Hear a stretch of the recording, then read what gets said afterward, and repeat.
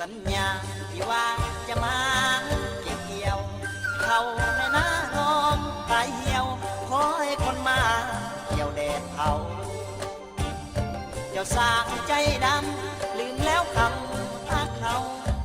บอกหันกลับมาบ้านเก่าบ่อยให้เศร้าอยู่คนเดียว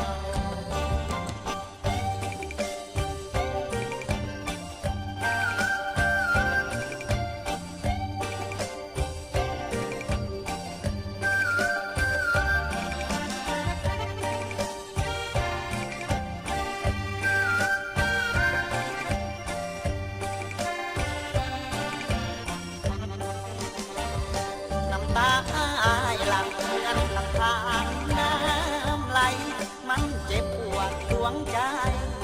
ยำนองไก่ห่างลาบอกคิดสงสารคนอยู่บ้านยังค่อยหาลืมไปลงเงินตราจึงบอกกลับมาบ้านเก่า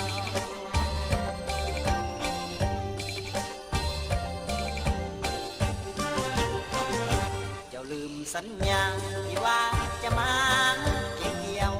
เขาในหน้าน้องตายเหี่ยวขอให้คนมาเกี่ยวแดดเผาเจ้าสร้างใจดำลืมแล้วคำทักเขาบอกหันกลับมา